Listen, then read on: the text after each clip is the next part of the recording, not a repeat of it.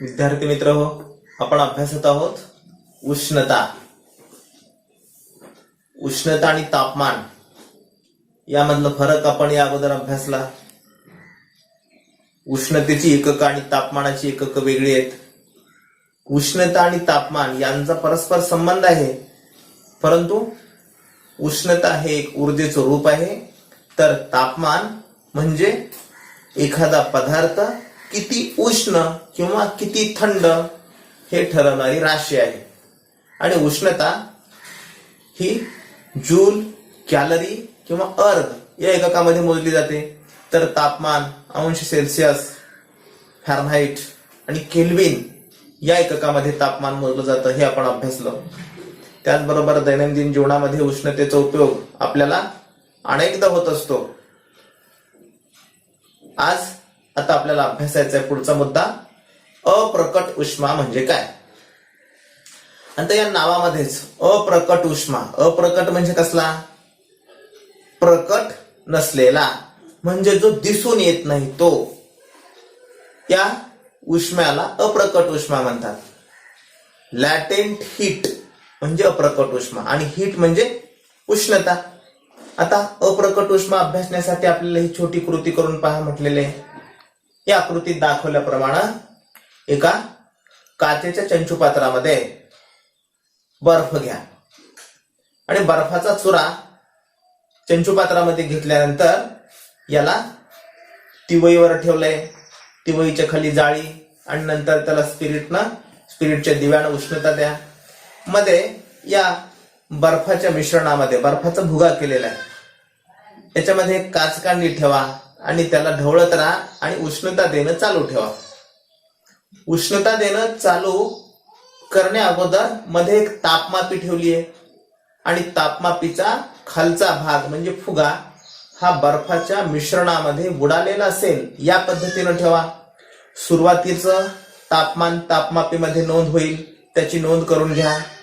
त्यानंतर दर 1 मिनिटानंतर किंवा अर्धा मिनिटानंतर तापमान वाढवत आपण जाणार आहेत, उष्णता वाढवत जाणार आहेत आणि दर अर्धा ते 1 मिनिटांनी तापमापीत होणाऱ्या तापमानातील बदलाची नोंद करा.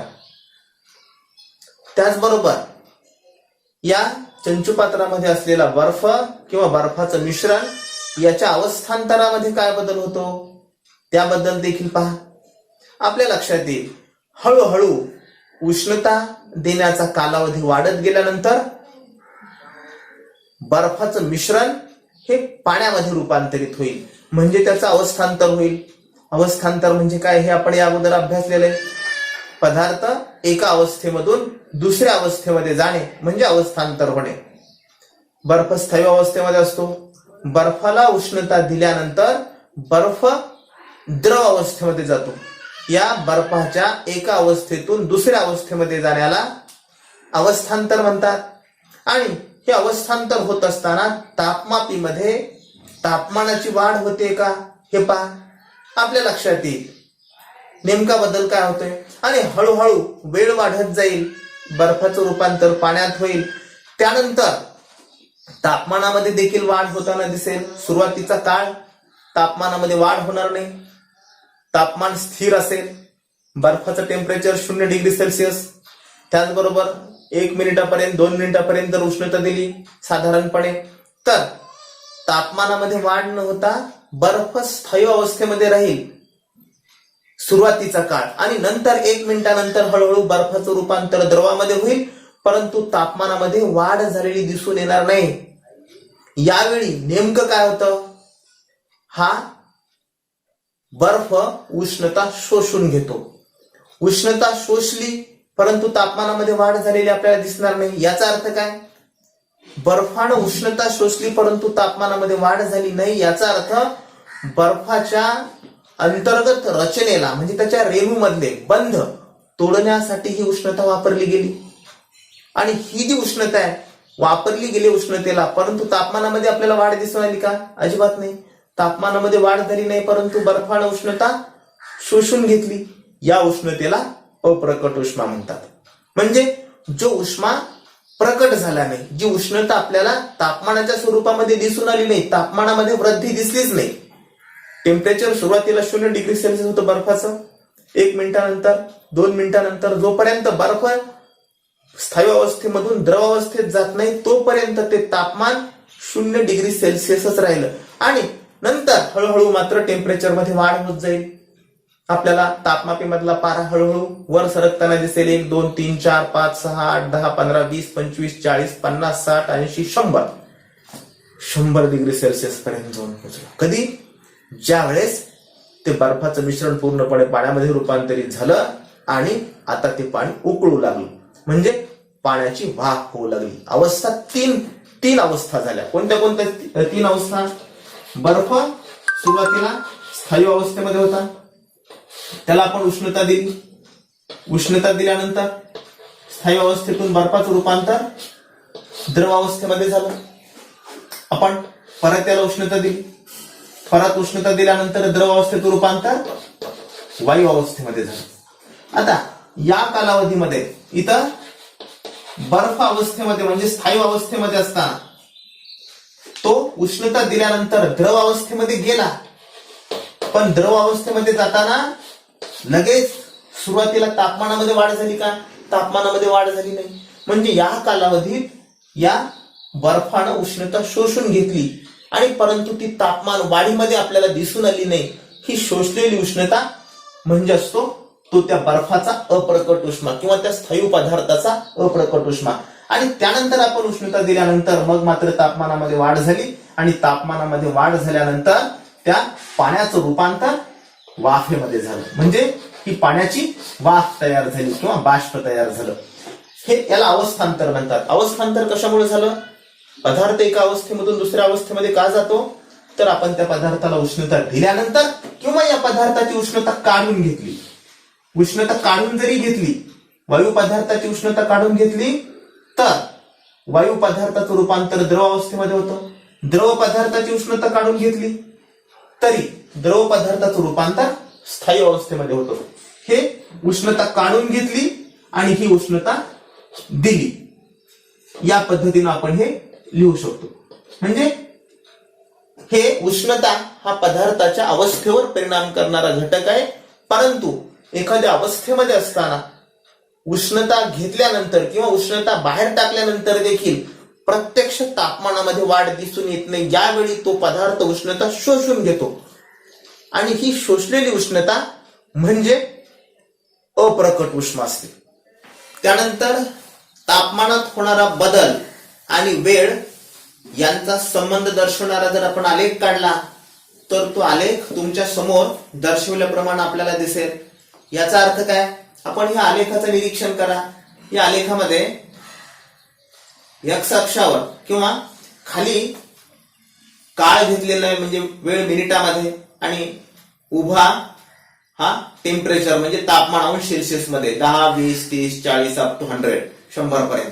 आणि इकडे मात्र 2 4 6 दर 2 मिनिटांनी तापमानामध्ये झालेला बदल इकडं या आलेखामध्ये दाखवलेला आहे.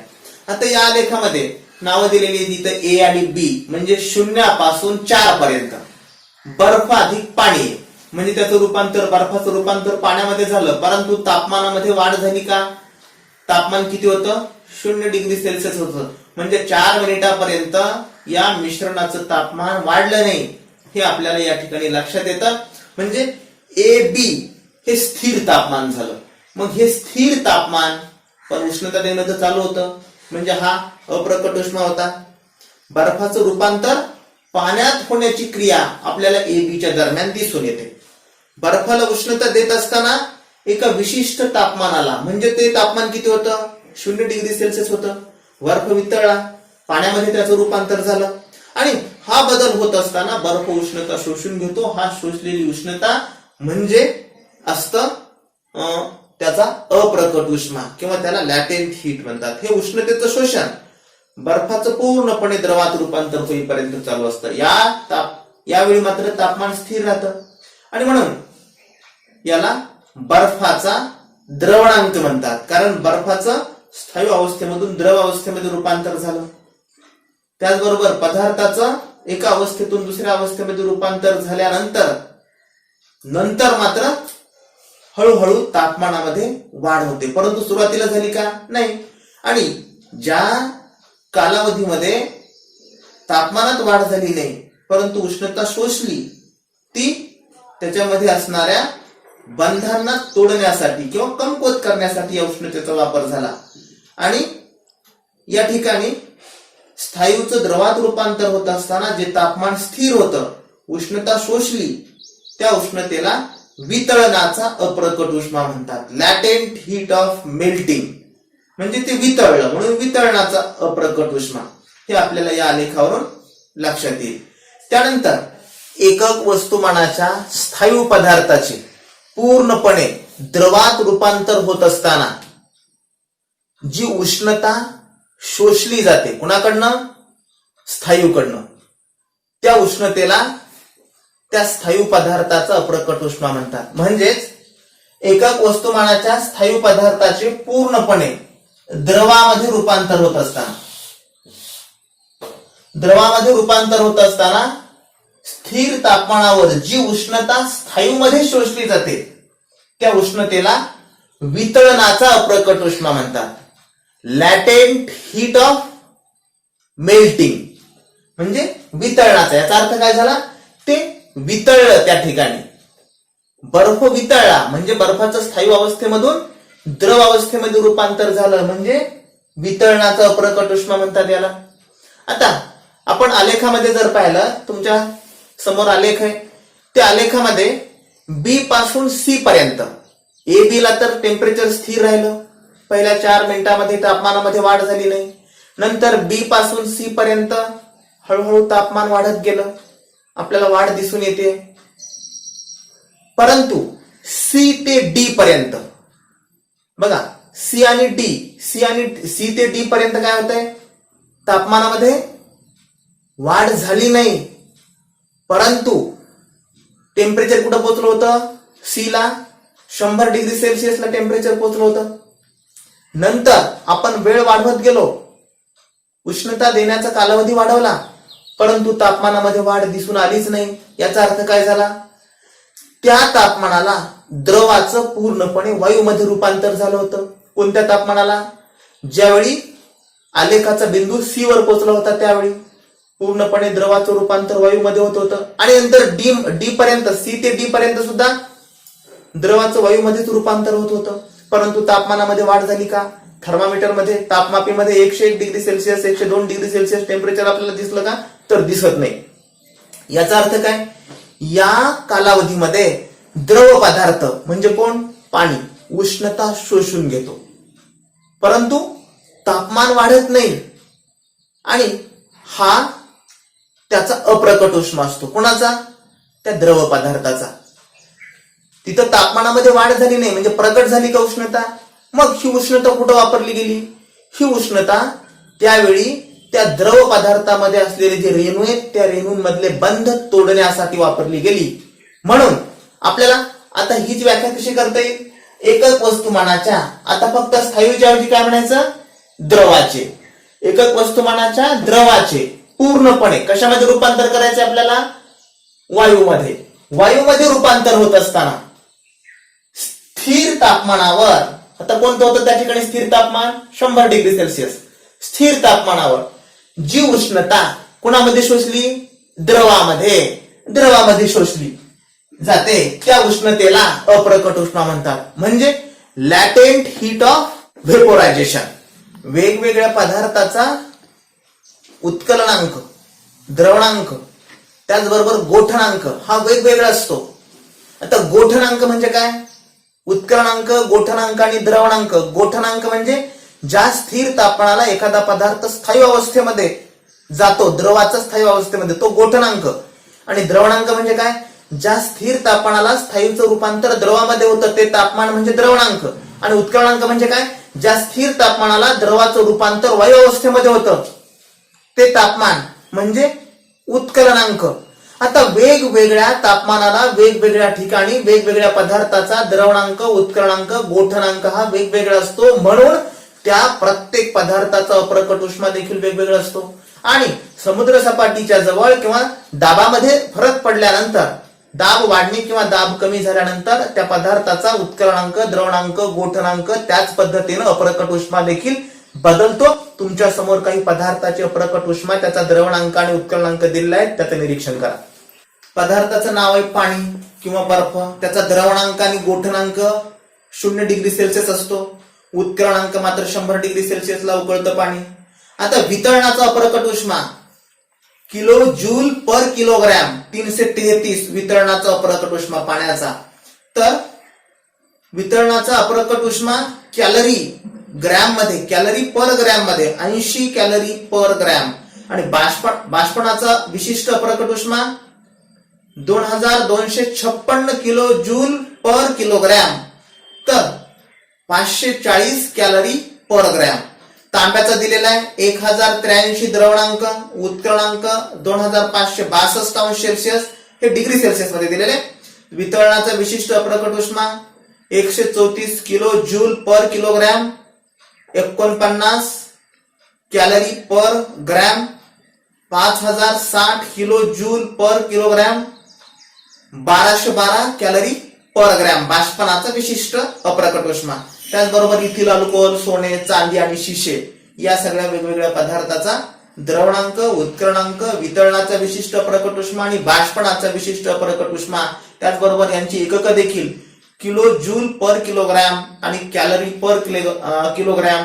तर बाष्पणाचा विशिष्ट उष्मा देखील याच पद्धतीनं वेगवेगळ्या एककामध्ये दिलेला आहे. यापैकी कोणताही एखाद्या परीक्षेमध्ये रिकाम्या जागेला किंवा कुठेतरी विचारला जाऊ शकतो. ही बाब लक्षात घ्या, या सगळ्यांचं निरीक्षण करा आणि हे समजून घ्या.